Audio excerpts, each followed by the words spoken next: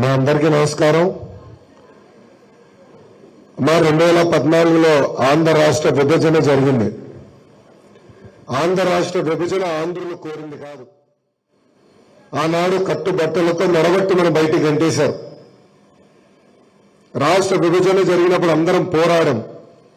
62 సంవత్సరాలు చెమటోర్చి కష్టపడి రాష్ట్రాన్ని అభివృద్ధి చేసుకున్నాం. హైదరాబాద్ని అభివృద్ధి చేసుకున్నాం. అక్కడ పరిశ్రమలు పెట్టుబడులు తీసుకొచ్చాం. చదువుకునే యూనివర్సిటీలు తీసుకొచ్చాం. ఇప్పుడు మనకి ఏదీ లేకుండా పోయిందని ఆనాడు పోరాడం. చంద్రబాబు నాయుడు గారు బిల్లు తీసుకొచ్చారు. రాష్ట్ర అభివృద్ధి చెందాలంటే ఒకే రాజధాని ఉండాలి, అభివృద్ధి వికేంద్రీకరణ జరగాలన్న బిల్లు పేర్చారు. 5 కోట్ల ఆంధ్రులు ఒప్పించి ఒకే రాష్ట్రం ఒకే రాజధాని, అది అమరావతి ఉండాలని చెప్పారు. ఆనాడు ఒక్కొక్క జిల్లాకు ఏం చేస్తారు కూడా చాలా స్పష్టంగా చెప్పారు. ఆనాటి ప్రతిపక్ష నేత, ఇప్పుడు ఆంధ్ర రాష్ట్ర ముఖ్యమంత్రి ఉన్న జగన్మోహన్ రెడ్డి గారు కూడా ఇప్పటికే చిన్న రాష్ట్రం అయ్యాం, ప్రాంతీయ విద్వేషాలు రెచ్చగొట్టడానికి నేను సిద్ధంగా లేను, అమరావతికి సంపూర్ణ మద్దతు దొరుకుతున్నాను అతను. ఒక పక్కన ముఖ్యమంత్రి గారు చంద్రబాబు నాయుడు, ప్రతిపక్ష నేత జగన్మోహన్ రెడ్డి గారు, కేంద్రంలో ఉన్న ప్రధానమంత్రి గారు నరేంద్ర మోడీ గారు కూడా అమరావతికి మద్దతు పలికారు. కనుకనే రైతులందరూ భూములు ఇచ్చారు. 32,000 ఎకరాల భూమి ఇచ్చారు. మాస్టర్ ప్లాన్ తయారు చేశాం, రోడ్లు వేశాం, సచివాలయం కట్టాం, అసెంబ్లీ కట్టాం, ఎస్ఆర్ఎం విట్, ఇలాంటి అనేక యూనివర్సిటీలు తీసుకొచ్చాం. చంద్రబాబు నాయుడు గారి ఆలోచన ఒకటే,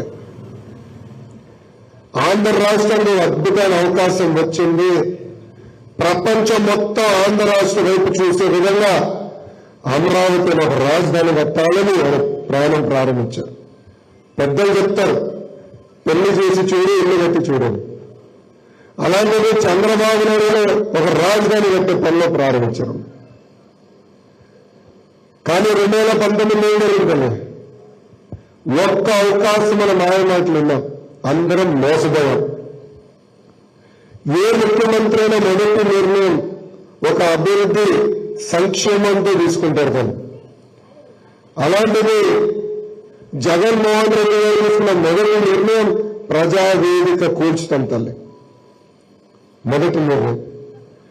ఆయన తీసుకున్న రెండో నిర్ణయం 3 ముక్కల ఆట్ల, అది 3 రాజధానులు తల్లి. కర్నూలులో ఒక ఇటుకలు ఎత్తలే, నేను కర్నూలులో పాదయాత్ర చేశాను, ఒక్క ఇటుకేళ. అమరావతి సర్వనాశనం చేశారు. విశాఖపట్నంలో కూడా ఒక్క పరిశ్రమ తీసుకురాలేదు. విశాఖపట్నంలో ఆయన ఒక పని చేశారు. దాన్ని అదేంటో తెలుసా? ఒక్క వ్యక్తి బతికేదానికి జగన్మోహన్ రెడ్డి గారు ఉండేదానికి 500 కోట్ల రూపాయలు ఖర్చు పెట్టి ఒక ప్యాలెస్ కట్టాడు తల్లి. ఋషికొండ గుండు కట్టాడు తల్లి. అది కూడా కేంద్ర ప్రభుత్వం వెళ్తే మీరు చట్టాలు ఉల్లంఘించారు, 200 కోట్ల రూపాయలు పెనాల్టీ కట్టాలని చెప్పారు. అంటే ఒక్క వ్యక్తి బతకడానికి 700 కోట్ల రూపాయలు ఖర్చు పెట్టి ఒక ప్యాలెస్ కట్టారు. అదే 700 కోట్ల రూపాయలు మంగళగిరి నియోజకవర్గ అభివృద్ధి కోసం ఖర్చు పెట్టుంటే ఈ రోజు బోర్గడపేట గురించి మనం మాట్లాడే పరిస్థితి ఉండదు. అదే 700 కోట్ల రూపాయలు మంగళగిరి నియోజకవర్గం ఖర్చు పెట్టుంటే నీటి సమస్య శాశ్వతంగా పరిష్కారం. అదే 700 కోట్ల రూపాయలు మంగళగిరి నియోజకవర్గం ఖర్చు పెట్టుంటే నిరుపేద కుటుంబాలు ఇల్లు కట్టించే పరిస్థితి. అవన్నీ ఏం చేయాల, ఒక్క పరిశ్రమ రాల. గత 5 సంవత్సరాలు ఒక్క పరిశ్రమ రాలెత్తని, ఒక్కరికి ఉద్యోగాలు కల్పించలే ఈ ప్రభుత్వం. ఇప్పుడు కూడా మన పిల్లలు హైదరాబాద్, బెంగళూరు, చెన్నైకి వెళ్లే పరిస్థితి వచ్చింది. దయచేసి మనందరం ఆలోచించాలి తల్లి. ఈ ఎన్నికలు కేవలం మన భవిష్యత్తు కాదు, మన పిల్లల భవిష్యత్తు ఆధారపడి ఉంటుంది. ఇది తెలుసుకున్న తెలుగుదేశం, జనసేన, భారతీయ జనతా పార్టీ కలిసికట్టుగా ఒక మేనిఫెస్టో రూపొందించాం. దాంట్లో బాగా సూపర్ 6 హామీలు ఇచ్చాం. మొదటి హామీ 5 సంవత్సరాల్లో 20 లక్షల ఉద్యోగాలు కల్పిస్తాం. మీరందరూ ఈరోజు రూపాయి జమ చేర్చి లక్షల అప్పు చేసి పిల్లలు చదివించారు. చదువుకుని బయటకు వచ్చే సమయానికి ఉద్యోగాలు లేని పరిస్థితి. అందుకే మన ప్రాంతానికి మనం ఉద్యోగాలు తీసుకురావాల్సిన అవసరం ఉంది. 20 లక్షల ఉద్యోగాల కల్పన అనేది మా లక్ష్యం. అది చేసి తీరుతామని ఈ సభాముఖం అందరికీ మీ లోకేష్ హామీ ఇస్తున్నాడు. ప్రాంతానికి వచ్చగల ప్రధానమైన సమస్య డ్రైనేజ్. మన మురికి నీళ్ళంతా వెళ్ళి పంట పొలాల్లోకి వెళ్తున్నాయి. వాళ్ళకి మనకి గొడవ. రైతులు కూడా వచ్చి నాకు చెప్పారు, బాబు మాకు సమస్య ఉందని. దీనికి శాశ్వత పరిష్కారం చూపించాలి. అది భూగర్భ డ్రైనేజ్. మన ప్రభుత్వం వచ్చిన వెంటనే భూగర్భ డ్రైనేజ్ చేసే బాధ్యత నేను తీసుకుంటాను తల్లి. రెండవది నీరు. పక్కనే కృష్ణమ్మ ఉంది. ఆ నీరుని శుద్ధి చేసి ఆ నీరు మనం ఇంటికి అందించవచ్చు. గతంలో ప్రాజెక్ట్ ప్రారంభించాం. ఈ ప్రభుత్వం ఆ ప్రాజెక్ట్ ఆపేసింది. సో మన ప్రభుత్వం అధికారులకు వచ్చిన వెంటనే కృష్ణమ్మ జలాన్ని శుద్ధి చేసి ఆ నీరుని మన గడపకి అందించే బాధ్యత నేను తీసుకుంటానని ఈ సభకు హామీ ఇస్తున్నాం. అమ్మా, మంగళగిరి నియోజకవర్గాన్ని ఒక విషయం ఒక యూనిట్ గా తీసుకోవాలి తల్లి. మన ప్రాంతాన్ని ఆ యూనిట్ అన్ని మౌలిక సదుపాయాలు కల్పించాలి తల్లి. ప్రాథమిక ఆరోగ్య కేంద్రం నుంచి పార్క్ కానీ, పిల్లలు ఆడుకోవడానికి ప్లే గ్రౌండ్ కానీ ఏర్పాటు చేయాలి. ఒక మాస్టర్ ప్లాన్ నియమించి అవన్నీ చేయాలి తల్లి. ఆ యూనిట్ మరంతా జోన్ లో తీసుకుంటే పెద్ద పార్కులు ఏర్పాటు చేయాలి తల్లి. సో ఒక పకడబంది ప్లాన్ ఉంది. ఆ ప్లాన్ అమలు చేసే బాధ్యత మేము తీసుకుంటాం. ఇంతేకాదు, మంగళగిరిలో స్వర్ణకారులు ఎక్కువ. ఆ వృత్తి మీద చాలా మంది ఆధారపడి ఉన్నారు. వచ్చే 5 సంవత్సరాలు వాళ్ళు ఆదుకోపోతే చేనేత పరిశ్రమ ఎట్లయితే నిర్వీర్యమైందో అదే విధంగా స్వర్ణకారుల పరిస్థితి కూడా కాబోతుంది. ఒక ఆలోచనతో దక్షిణ భారతదేశానికి గోల్డ్ హబ్ గా మంగళగిరి తీర్చిదిద్దాలని మేము ముందరకు వెళ్తున్నాం. ఒక 50 నుంచి 100 ఎకరాల భూమిలో ఒక సెర్జిలాగా ఏర్పాటు చేసి కొత్తగా 30 నుంచి 40 వేల మందికి ఉద్యోగాలు కల్పించాలనేది నా లక్ష్యం తల్లి. మనం చూస్తున్నాం, తనీష్కి వచ్చింది, జాయ్ ఎలక్కాస్ వచ్చినాయి, ఇట్లా అనేక కొత్త కొత్త కంపెనీలు వచ్చినాయి. వాళ్ళందరూ అమ్మే జ్యువెలరీ తయారు చేయాలంటే దాని కేర్ ఆఫ్ అడ్రస్ మంగళగిరి చేయాలనేది నా లక్ష్యం తల్లి. అంటే డిజైన్ దగ్గర నుంచి మ్యానుఫ్యాక్చరింగ్, టెస్టింగ్. ఇప్పుడు కొత్తగా ల్యాబ్ల్లోనే వజ్రాలు తయారు చేస్తున్నాం, డైమండ్. కొత్త టెక్నాలజీలు వచ్చినాయి, మనం కూడా అప్గ్రేడ్ అవ్వాలి. అలా మంగళగిరిని హబ్ చేయాలనేది నా లక్ష్యం తల్లి. అది మొదటిది. రెండోది, నేను ఐటీ పంచాయతీ రాజు వరకు ఐటీ కంపెనీలు తీసుకొచ్చేది. ఆనాడు అనుకోలే మంగళగిరిలో పోటీ చేస్తున్నాను. కానీ మన ప్రాంతం నుంచి బాగా చదువుకున్న వాళ్ళు ఇతర దేశాలకు వెళ్ళి కంపెనీలు స్థాపించారు. వాళ్ళు తిరిగి వచ్చి మేము మంగళగిరిలోనే కంపెనీ పెడతామని చెప్పారు. నేను చేసింది భూమి కేటాయిస్తాం. వాళ్ళు అద్భుతంగా కట్టారు. 20 వందలాది మంది అక్కడ పనిచేసే పరిస్థితి. ఆ ప్రక్రియ కూడా ముందుకు తీసుకెళ్తా మంగళగిరికి ఐటీ పరిశ్రమలు తీసుకొచ్చే బాధ్యత మీ లోకేష్ తీసుకుంటాడు. తల్లి ఒక యువకుడిని ఉత్సాహవంతుడిని పని చేసేదానికి వచ్చాకోండి. కొంచెం తెల్లగడ్డ వచ్చింది అంతే. యువకుడినే నేను. బాబు గారు పరిగెత్తిస్తారు కదా, ఆయన పడుకోండి, మమ్మల్ని పడుకోండి. కష్టపడడానికి వచ్చా, పని చేసేదానికి వచ్చా.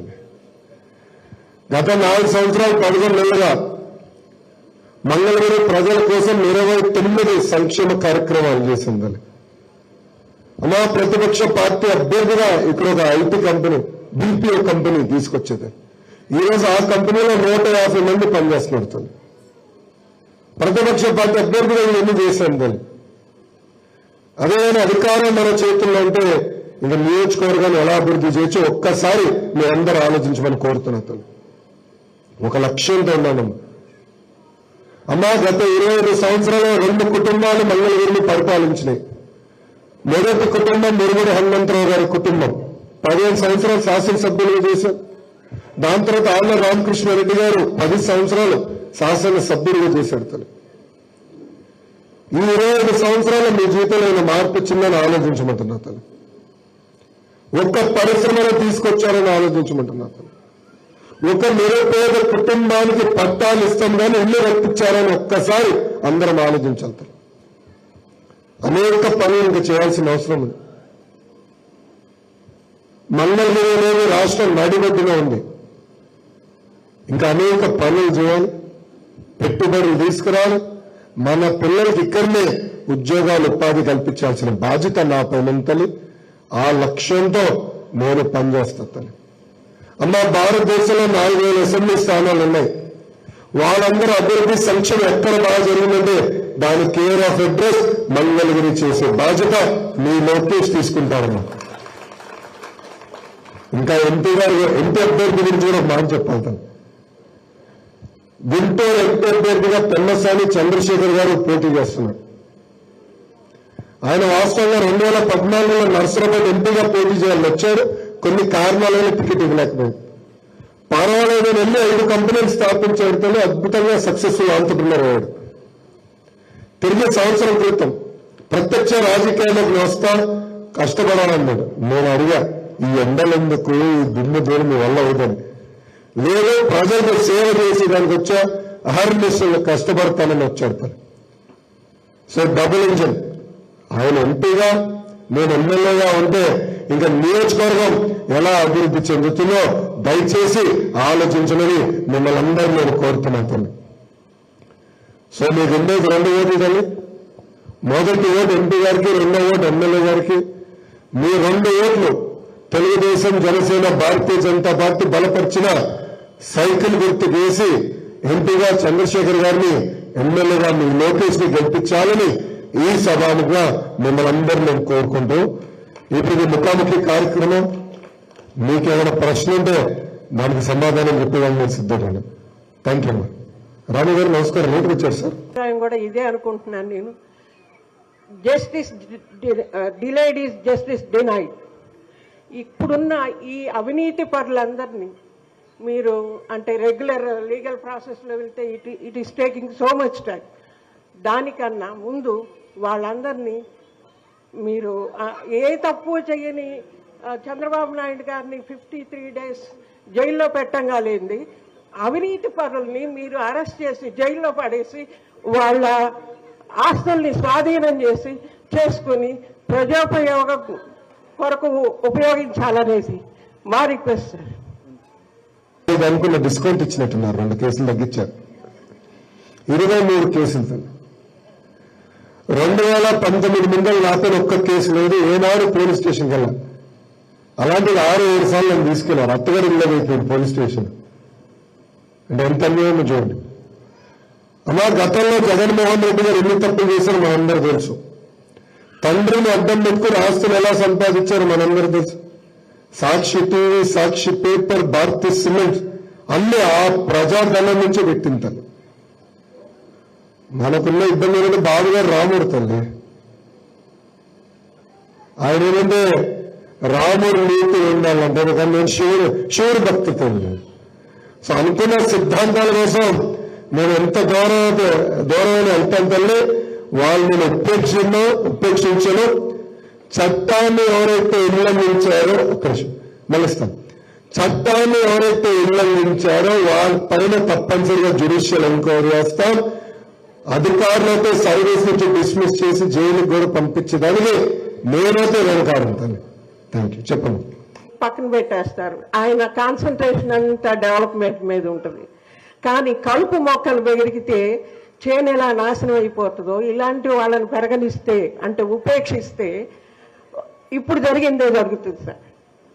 ఇప్పుడు 5 ఏళ్లుగా నరక యాతన అనుభవించట్ల జనాలు. మరి నితీష్ కుమార్ గారు ఆ అవినీతి పరుల ఆస్తులన్నీ సీజ్ చేసి వాటిని స్కూల్స్ గాను, హాస్పిటల్స్ గాను, గవర్నమెంట్ ఆఫీసెస్ గాను వాడారు కదా. మీరు కూడా అలా చేయాలనేది మా ఉద్దేశం. మంచి సలహా ఇచ్చారు. ఐ థింక్ తెలుగులో మాట్లాడితే English is okay. I'm comfortable in English.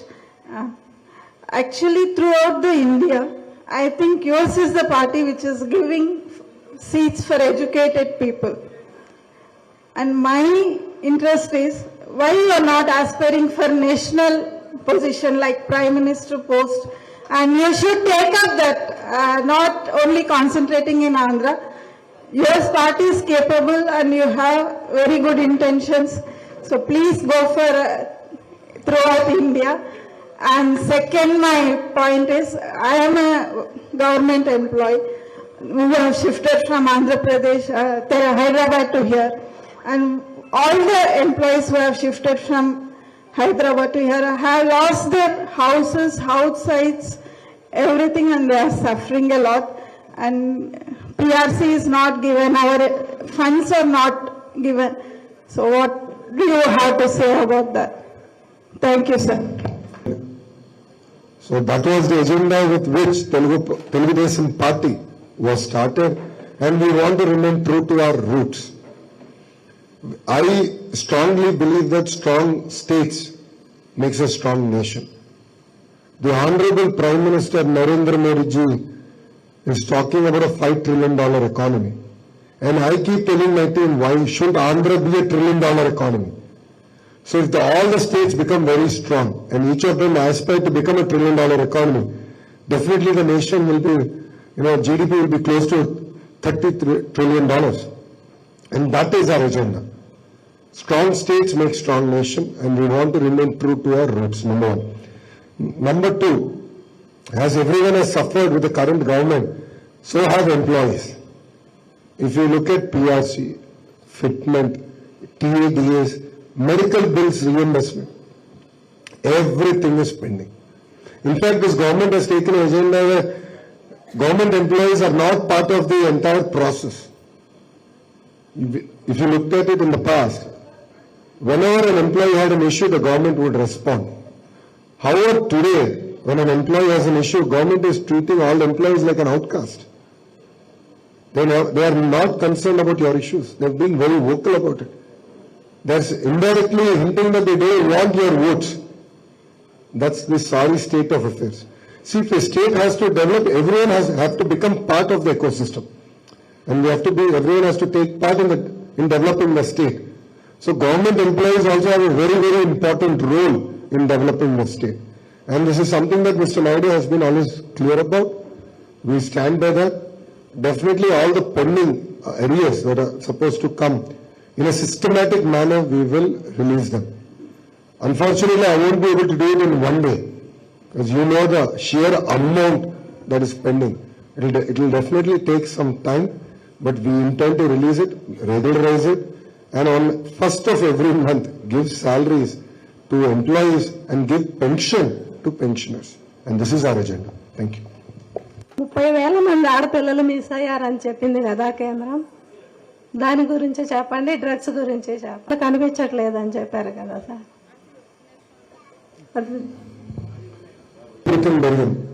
దీని అన్నిటికీ కారణం వైకాపా పార్టీకి చెందిన ఒక వ్యక్తి. అతని పేరు మీరు అందరూ గుర్తుపెట్టుకోవాలి, అనంతబాబు. అనంతబాబు అనే వ్యక్తి. ఈ అనంతబాబు అరకులో గంజాయిని పెద్ద ఎత్తున ప్రోత్సహించి అక్కడి నుంచి ప్రాసెస్ చేసి ఈరోజు కేవలం మన ప్రాంతానికి కాదు, చిత్తూరు జిల్లా వరకు కూడా గంజాయి తీసుకెళ్తారు. దానివల్ల ఒక తరం నాశనమయ్యే పరిస్థితులు.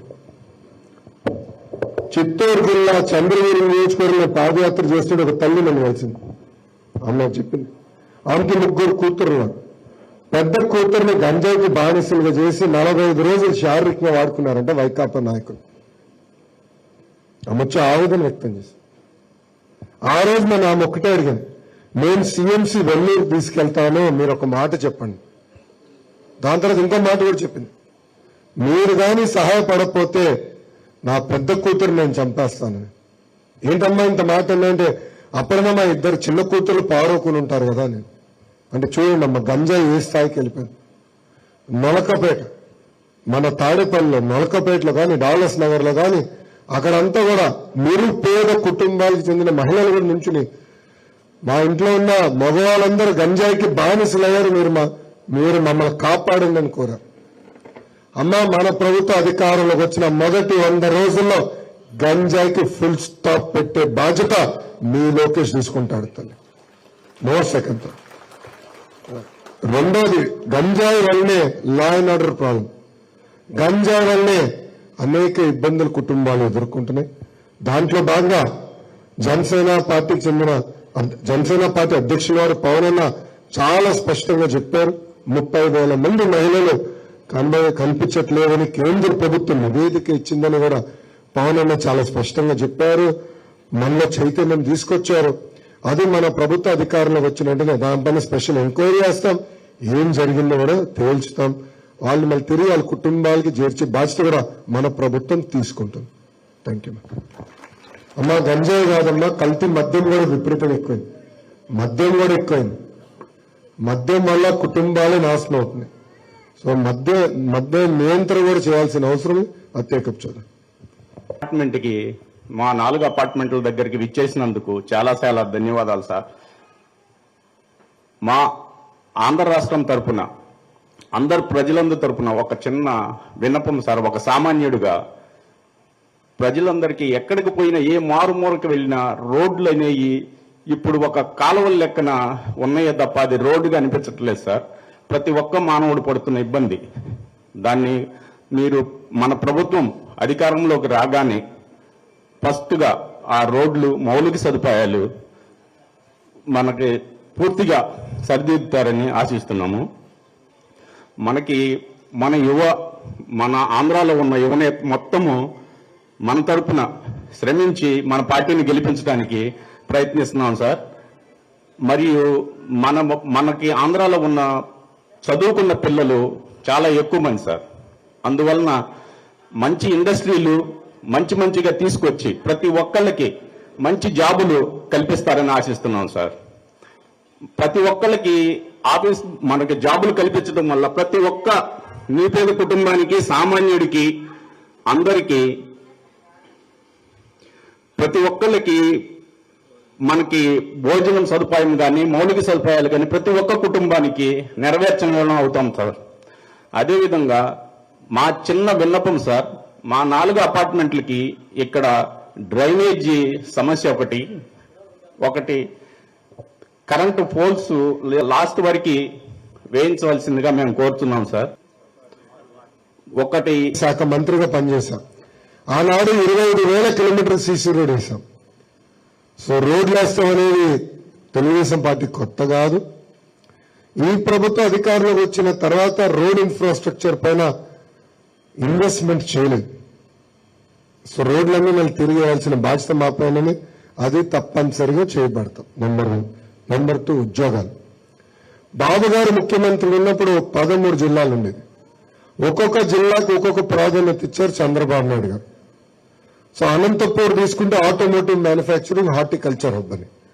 కర్నూలు తీసుకుంటే రెన్యూబుల్ ఎనర్జీ, సిమెంట్ ఫ్యాక్టరీలు. అదేవిధంగా కడపకు వస్తే పెద్ద ఎత్తున స్పోర్ట్స్ ప్రోత్సహించారు. చిత్తూరు జిల్లాకు వస్తే ఎలక్ట్రానిక్స్ మ్యానుఫ్యాక్చరింగ్, అంటే టీవీలు తయారు చేస్తాం, సెల్ ఫోన్ తయారు చేసే పరిశ్రమలు తీసుకొచ్చారు. అలా ఒక్కొక్క జిల్లాకి ఒక్కొక్క ప్రాధాన్యత ఇచ్చారు. బాబు గారు బలంగా నమ్మేది ఏంటంటే ఎకో సిస్టమ్ క్రియేట్ చేయాలి. సో కేవలం ఒక కియా ఫ్యాక్టరీ తీసుకొస్తే సరిపోదు, కియాతో పాటు అనుబంధ సంస్థలను తీసుకురాలి. ఒక కియానే కాదు, రేపు టెస్లా ఇట్లా అనేక కంపెనీలు ఎందుకు అనంతపూర్ తీసుకురాకూడదు అనేది ఆ లక్ష్యంతో పనిచేసింది. సేమ్ థింగ్ సెల్ ఫోన్ తయారు చేసే పరిశ్రమతో అట్లా ఒక్కొక్క జిల్లాకి ప్రాధాన్యత ఇచ్చి both white collar and blue collar, అంటే అటు పక్కన ఐటీ, ఫైనాన్షియల్ సర్వీసెస్ తో పాటు మ్యానుఫ్యాక్చరింగ్ పెద్ద ఎత్తున ప్రోత్సహించాలనేది మా లక్ష్యం. అది తప్పనిసరిగా చేపడతాం. 3వది మౌలిక సదుపాయాల గురించి మీరు మాట్లాడారు. డ్రైనేజ్ గురించి నీతి గురించి ఇప్పటికీ చాలా స్పష్టమైన హామీ ఇచ్చాను, దానికి కట్టుబడి ఉన్నా. కరెంటు పోల్స్ గురించి మీరు చెప్పారు, మొదటిసారి నేను తెలుసుకున్నా, అది రాసుకున్నా. మన ప్రభుత్వ అధికారంలోకి వచ్చిన మొదటి 6 నెలల్లో అది నేను పూర్తి చేసే బాధ్యత నేను తీసుకుంటా. Thank you. Good morning sir. నా పేరు సిద్ధార్థ్ అండి. నా ఓటు ఇక్కడ లేదు, కానీ ఐఎమ్ ఫ్రమ్ రాజమండ్రి. 2017లో సార్ స్కిల్ డెవలప్మెంట్ కార్పొరేషన్ నుంచి యూనివర్సిటీ ఇన్నోవేషన్ ఫెలోస్ అని ఒక ప్రోగ్రామ్ జరిగిందండి. I'm one of the candidate. I met Babu sir in 2017 only. I just want to say thank you. Just because of that, I'm here. I'm an IT employee. I'm working for PayPal. 6 years అయింది ఇప్పటికి. నేను మా father government employee అండి. నేను just thank you చెప్పడానికి వచ్చాను sir. Thank you so much. Corporation కేసులో మా రాజమండ్రిలోనే బాబు గారిని పెట్టడం చాలా బాధేసింది సార్, చాలా బాధేసింది. కానీ అదే టైంలో పవన్ కళ్యాణ్ సార్ వచ్చి ఆ అలయన్స్ క్రియేట్ ఇంకా చాలు సార్, అయిపోయింది, ఇంకెవ్వరు గెలిచేది లేదు, అగైన్ అలయన్స్ విన్ అవుద్ది, అగైన్ మన ఏపీకి మంచి రోజులు రాబోతున్నాయి. భారతదేశానికి కొత్తగా తల్లి అసలు ఈ స్కిల్ డెవలప్ మోడల్ ఏదైతే ఆంధ్ర రాష్ట్రంలో అమలైందో మొదటిగా అమలు చేసిన రాష్ట్రం గుజరాత్. ఆనాటి ముఖ్యమంత్రి ఈనాటి ప్రధానమంత్రి గారు నరేంద్ర మోడీ గారు గుజరాత్ లో అమలు చేశారు. అదే మోడల్ ఆంధ్ర రాష్ట్రానికి చంద్రబాబు నాయుడు గారు తీసుకొచ్చారు. ఆంధ్ర రాష్ట్రం తర్వాత కర్ణాటక అమలు చేసింది, తమిళనాడు అమలు చేసింది, జార్ఖండ్ కూడా అమలు చేసింది. దాదాపు 2 లక్షల నంబర్ గుర్తులు 2 లక్షల పైచులకు మంది స్కిల్ డెవలప్మెంట్ ఈ మోడల్ ద్వారా నైపుణ్యం పొందారు. దాదాపు 1,30,000 మంది ఫ్రమ్ రైట్ ఉద్యోగాలు వచ్చింది. అమ్మా మొత్తం ప్రాజెక్ట్ కాస్ట్ నాకున్న అవగాహన మేరకు 300 కోట్ల రూపాయలు. 300 కోట్ల రూపాయలు రాష్ట్ర ప్రభుత్వం పెట్టుబడి పెట్టింది. కానీ ఈ ప్రభుత్వం అది 3,000 కోట్ల రూపాయల అవినీతి అనింతలే. 3,000 కోట్ల రూపాయల అవినీతిని. విచిత్రం ఏంటంటే రిమాండ్ రిపోర్ట్లో మీరు రిపోర్ట్లో చూస్తే ఎలాంటి ఆధారాలు చూపించలేదు. ఏదైతే డబ్బులు పోయినాయన్నారో, చంద్రబాబు నాయుడు గారు డబ్బులు వచ్చినాయన్నారో, ఎలాంటి ఆధారాలు లేకుండా 53 రోజులు జ్యుడిషియల్ రిమాండ్ పంపించారు. పెద్దమ్మ ఇప్పుడే చెప్పింది, justice delayed is justice denied. 53 రోజులు బాబు గారిని ఎలా బంధించారో మనందరం చూసాం. కానీ సింహమే తల్లి.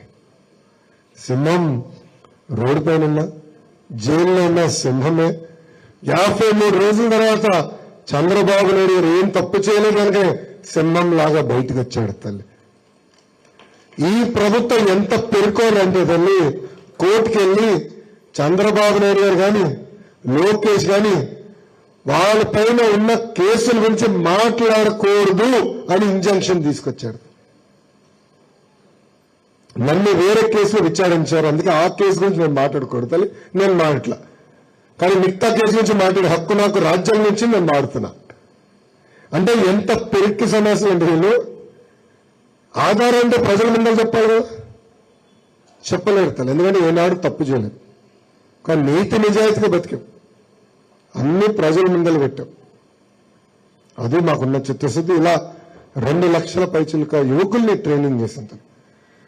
విచిత్రం ఏంటి చెప్పాలా తమ్ముడు, బాబు గారు జ్యుడిషియల్ రిమాండ్ నుంచి బయటకు వచ్చిన తర్వాత నా పాదయాత్ర ప్రారంభించారు. చాలా మంది మీలాంటి యువకులు వచ్చి వాళ్ళు చెప్పారు, నా స్కిల్ డెవలప్మెంట్ వల్ల మేము ఈరోజు ఈ కంపెనీలో ఉన్నాం, ఈ స్థాయికి వచ్చాం. మీరు అధికారంలోకి వచ్చిన తర్వాత మళ్ళీ తిరిగి అదే స్కిల్ డెవలప్మెంట్ సెంటర్ మీరు ప్రారంభించండి అని నాకు విజ్ఞప్తి తెలిపారు.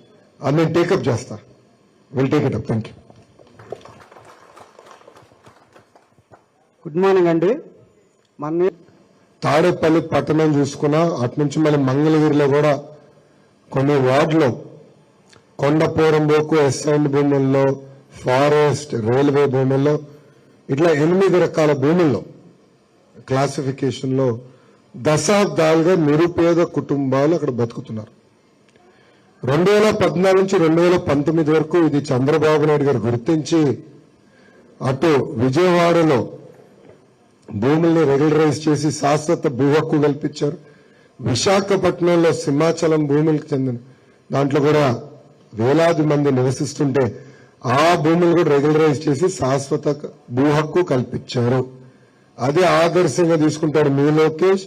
ప్రజలకి అక్కడనే వాళ్ళకి పట్టాలు అందించే బాధ్యత, అంటే శాశ్వత భూ హక్కు కల్పించే బాధ్యత మీ లోకేష్ తీసుకుంటాడు. Thank you. కాలేజీలో ఫీజు రీంబర్స్మెంట్ కింద జాయిన్ అయితే 3 years కానీ 4 years కానీ ఇక మళ్ళీ పిల్లల్ని ఇబ్బంది పెట్టేవాళ్ళు కాదు. కానీ ఈ గవర్నమెంట్లో విద్యాదీవెన అని దానికి ఒక కొత్త పేరు పెట్టి పిల్లల్ని ప్రతి 3 నెలలకు ఒకసారి చాలా నరకేతను పెడుతున్నారు సార్. పెట్టినా సరే, ఎన్నో పరీక్షలు ఎదుర్కొన్నా సరే వాళ్ళకి ఫీజులు సకాలంలో వేయలేదు. ఈ సంవత్సరం అయితే 3 టర్మ్లు వేయలేదు.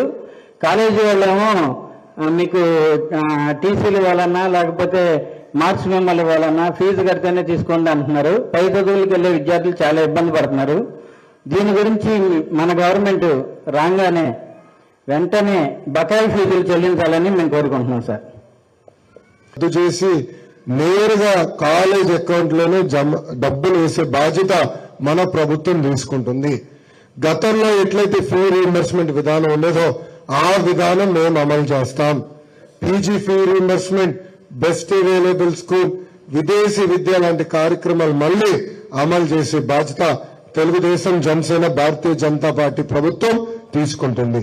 అది ఫస్ట్, మొదటి నిర్ణయం. We will implement. రెండోది, మీలాంటి తల్లిదండ్రులు అనేక ఇబ్బందులు పడుతున్నారు. పిల్లల్ని బాగా చదివించడానికి మీరు కాలేజీలు పంపిస్తున్నారు. ఈ ప్రభుత్వం సకాలంగా ఆ విద్యా దీవెన డబ్బులు వేయకుండా మిమ్మల్ని ఇబ్బంది పెడుతుంది. దానివల్ల మీకు మార్కులు ఇష్టట్లేదు. బాగా చదువుకునే సమయంలో ఇది ఎగ్జామ్ రాయాలంటే హాల్ టికెట్ కూడా ఇవ్వట్లేదు. ఇది నేను మదనపల్లి నియోజకవర్గంలో ఒక పెద్ద నాకు చెప్పాడు. ఆయన 1,80,000 రూపాయలు అప్పు చేసి కాలేజీ కట్టి మార్కులు తీసుకున్నాడంట వాళ్ళ అమ్మాయికి. ఆయన చెప్పాడు, నాకంటే వెసులుబాటు ఉంది, బ్యాంకు వాళ్ళు ఇచ్చారు, నాలాగా లక్షలాది కుటుంబాలు ఇబ్బంది పడుతున్నాయి, మీరు ఏదో ఒకటి చేయండి అంటే ఆనాడు చెప్పా 6 లక్షల మంది, అంటే 6 లక్షల కుటుంబాలు ఈ సమస్యతో ఇబ్బంది పడుతున్నారు. వాళ్ళ కుటుంబాలకి డైరెక్ట్ గా యూనివర్సిటీకి 1 టైం సెటిల్మెంట్ చేసి కాలేజీలకి డబ్బులు వేసి ఆ మార్క్ లిస్టులు అందజేసే బాధ్యత నేను తీసుకుంటానని ఆనాడే హామీ ఇచ్చా. ఆ హామీకి మీ లోకేష్ కట్టుబడి ఉన్నారు. Thank you. As a solution architect in tech Mahindra. So నా క్వశ్చన్ ఏంటంటే, కోవిడ్ పుణ్యం అంట మేము లాస్ట్ 3-4 years నుంచి వర్క్ ఫ్రమ్ హోమ్ చేస్తున్నామండి. Now we are about to move to Bengaluru or Hyderabad again. So straight away question ఏంటంటే, చాలా కంపెనీస్కి ఇక్కడికి వచ్చి వెళ్ళిపోయే కానివ్వండి, చాలా విట్నెస్ చేస్తున్నాం. ఎన్ని కంపెనీస్ వెళ్ళిపోతున్నాయి, తరలిపోతున్నాయి ఇక్కడ నుంచి, ల్యాక్ ఆఫ్ పాలసీ మేకింగ్ అనే దాని గురించి. అలా వెళ్ళిపోయే కంపెనీస్కి మళ్ళా వాళ్ళతో ఒక పాజిటివ్ హోప్ తీసుకొచ్చి మీరు మళ్ళీ ఇక్కడ తీసుకురావడానికి మీ దగ్గర ఉన్న స్ట్రాటజీ ఏంటి?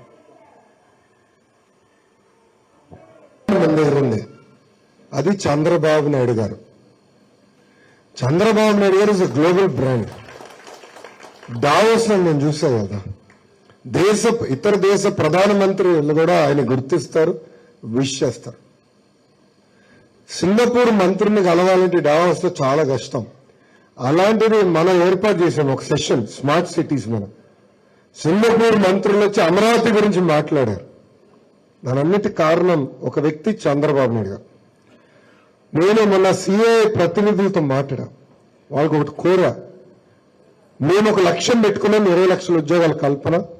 అది మీరు గో బై సెక్టర్, ఒక్కొక్క సెక్టర్ ఎన్ని ఉద్యోగాలు తీసుకురాగలుగుతారు, దాని కింద ఏ కంపెనీలు ఉన్నాయి, ఎవరెవరు ఇప్పుడు ఎక్స్పాండ్ అవ్వాలనుకుంటున్నారో మీరు ఆ లిస్ట్ రెడీ చేయండి.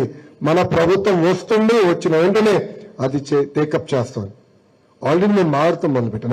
నంబర్ 2, సిఐని నేను స్పెసిఫిక్ అడిగింది ఏంటంటే, శాశ్వతంగా ఒక చట్టం రాష్ట్ర ప్రభుత్వం ఇన్సెంటివ్ సంబంధించి చట్టం చేస్తే అది సబ్సిక్వెంట్ ప్రభుత్వాలు మార్చకుండా ఏం చేయొచ్చు అని అడిగా. ఇది ఎందుకు అడిగానంటే, బాబు గారు ముఖ్యమంత్రి ఉన్నప్పుడు రెన్యూబుల్ ఎనర్జీ కంపెనీలతో PPA full form power purchase agreement, వాళ్ళతో ఒప్పందం కుదిరించుకున్నాం. ఆనాడు ₹2.25, ₹2.40 పర్ యూనిట్ కరెంట్ ఒప్పందం కుదుర్చుకున్నాం. బాబు గారు ఏం చేశారంటే, మరి రాబోయే 25 సంవత్సరాలు మనం ఎంత విద్యుత్ వాడుతామో అది విజన్తో, ముందు చూపుతో అది క్యాల్కులేట్ చేసి బ్యాక్వర్డ్ గా ఎన్ని విండ్ ఫార్మ్స్ ఉండాలి, ఎన్ని సోలార్ ఫార్మ్స్ ఉండాలని అలాంటి కంపెనీలు అన్ని తీసుకొచ్చి ఒప్పందం కుదుర్చుకున్నాం.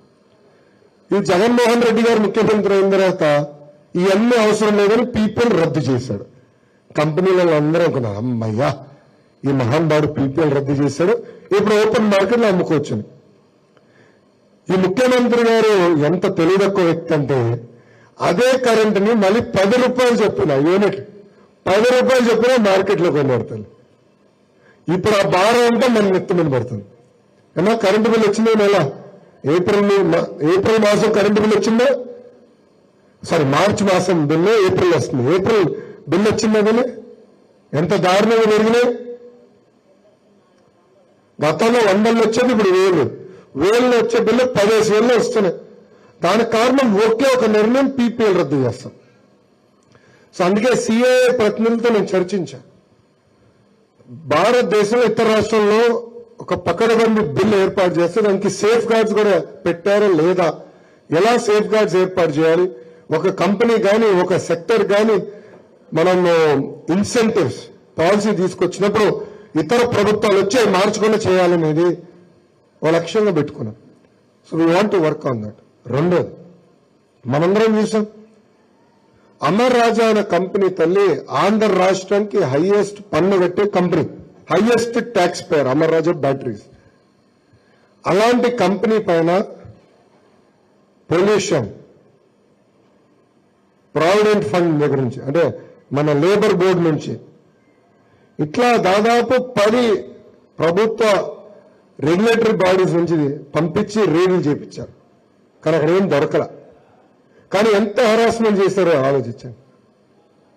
దానివల్ల అమర్ రాజా అనే కంపెనీ ఒక నిర్ణయం తీసుకుంది, ఇంకా ఆంధ్ర రాష్ట్రంలో మేము పెట్టుబడి పెట్టమని. వాళ్ళ అతి పెద్ద ఇన్వెస్ట్మెంట్, లిథియం అయాన్ బ్యాటరీలు తయారు చేసే ఇన్వెస్ట్మెంట్ ఈ రోజు తెలంగాణకి వెళ్ళిపోయింది. ఆ ఒక్క ఇన్వెస్ట్మెంట్ పోవటం వల్ల 20,000 మంది మన బిడ్డలు ఉద్యోగాలు కోల్పోయారు. 20,000 మంది. ఇట్లా అన్ని కంపెనీలు అరెస్ట్ చేశారు తల్లి, అన్ని యూనివర్సిటీలు అరెస్ట్ చేశారు, ఉద్యోగస్తులను అరెస్ట్ చేశారు, మైన్ ఓనర్స్ ని అరెస్ట్ చేశారు, అందరిని ఇబ్బంది పెట్టారు తల్లి. దానివల్ల ఈరోజు ఆంధ్ర రాష్ట్రంలో ఎవరు పెట్టుబడులు పెట్టట్లేదు, ఏ కంపెనీ పెట్టుబడి పెట్టట్లేదు. మీరు ఐటీలో ఉన్నారు, you understand the power of data centres. That is the next wave. Data centres, దాని బేసిస్ గా machine learning and artificial intelligence is the next wave. ఇది 2016లో మేము గుర్తించి దానికి ప్రత్యేక పాలసీ తీసుకొచ్చాం. ఆ పాలసీలో భాగంగా అదాని వాళ్ళు పెద్ద ఎత్తున విశాఖపట్నంలో ఇన్వెస్ట్ చేస్తారని వస్తే నేను ఆనాడు దగ్గరుండి భూమి కేటాయించి గౌతమ్ అదాని గారు వస్తే ఆయన తీసుకెళ్లి భూమి చూపించి రిజిస్ట్రేషన్ కూడా చేపించాం. ఈ ప్రభుత్వ అధికారులకు వచ్చిన తర్వాత వాళ్ళకి రావాల్సిన ఇన్సెంటివ్స్ కట్ చేశారు. వాళ్ళు ఇప్పుడు అదే data centre Hyderabad, I think Hyderabad and other city ముంబైలో ఇన్వెస్ట్ చేశారు. నష్టపోయేది మనం. సో ఒక comprehensive policy with safeguards తీసుకురావాల్సిన అవసరం ఉంది. That is something that will take up. Thank you. ఇవన్నీ సాధించాలంటే మీరు ఏం చేయాలి తల్లి? ఏం చేయాలి తల్లి? గట్టిగా చెప్పాలి. నాకు ఈ విషయంలో భయం ఉంటుంది. మొదటి ఫేజ్ లో కొన్ని రాష్ట్రాల ఎన్నికలకు వెళ్ళి ఓటింగ్ శాతం తగ్గింది. ఓటింగ్ శాతం తగ్గింది. అమ్మా ఎండలు గట్టిగానే కావున్నాం అన్నట్లా దయచేసి గొడుగు తీసుకెళ్ళండి, ఒక బాటిల్ వాటర్, ఇంకో బాటిల్ మజ్జిగ. అంటే అక్కడ ఇవ్వాలన్న కోరిక ఉంది కానీ ఎలక్షన్ కమిషన్ వాళ్ళు ఒప్పుకోరు తల్లి. ఎందుకంటే మేమే పెట్టేసేవాళ్ళు, అన్ని బూతుల ద్వారా నీళ్ళు మజ్జిగని పెడతాం, కానీ వాళ్ళు ఒప్పుకోరు తల్లి.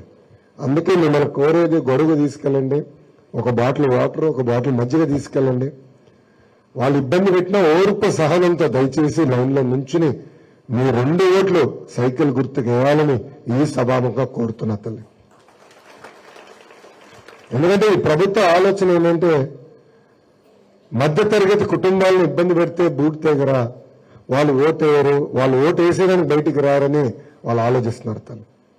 అందుకే వాళ్ళ ఆలోచన భిన్నంగా మనందరం ఓటేయాలి తల్లి.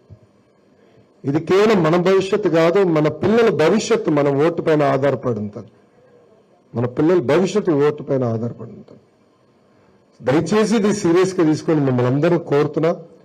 మొదటి విడతలో ఎట్లయితే ఓటింగ్ శాతం తగ్గిందో అలా జరగకూడదు తల్లి. మన రాష్ట్రంలో ఓటింగ్ శాతం తెచ్చాల్సిన బాధ్యత ఉంది మనందరి పైన. ప్రత్యేకంగా మధ్య తరగతి కుటుంబాలు, అపార్ట్మెంట్లో నివసిస్తున్న వాళ్ళందరినీ నేను మిమ్మల్ని కోరుతున్నాను. మీ ప్రతి ఓటును వినియోగించుకోండి, మీ ప్రతి ఓటు వేయమని ఈ సభాముఖంగా మిమ్మల్ని అందరినీ కోరుకుంటూ తల్లి నేను అదేవిధంగా రాష్ట్రాన్ని మనం అభివృద్ధి చేస్తాడు, నదులు పెట్టాడు, అమ్మ 20 లక్షల ఉద్యోగాలు కల్పిస్తే ఆటోమేటిక్ గా ఆంధ్ర రాష్ట్ర ఎకానమీ 2.5 times పెరుగుతుంది తల్లి. 2.5 times పెరుగుతుంది. సో ఆటోమేటిక్ ఆదాయం పెరుగుతుంది. కేవలం బటన్ నొక్కడం కాదు, బటన్ నొక్కడంతో పాటు ఉద్యోగాలు ఉపాధి కల్పిస్తే పేదరికం నుంచి కుటుంబాలు బయటకు వస్తే ఆ లక్ష్యంతో మేము పనిచేస్తాం. అమ్మ 2019లో 5,350 ఓట్లతో నేను ఓడిపోతాను. దాని పక్కన ఒక 0 పెట్టాలి తల్లి.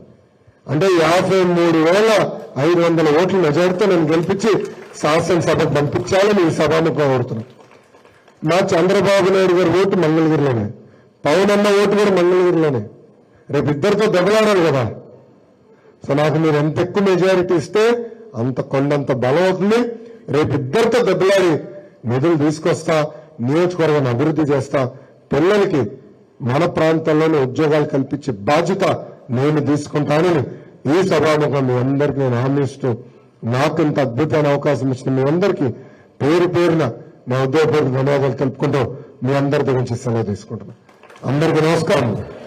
జై జనసేన, జై బీజేపీ, జై హింద్. Thank you. ఇస్తాడు, మీకు కార్డు ఇస్తాడు తల్లి. ఆ కార్డు రిజిస్టర్ చేసుకుంటే ఫోటో మీ ఫోన్కి వస్తుంది. ముందర మహిళలు రావాల్సిందే కోరుతున్నా, దాని తర్వాత మగవాళ్ళు రావాలి. Thank you. పిల్లలను ముందు తీసుకురమ్మా.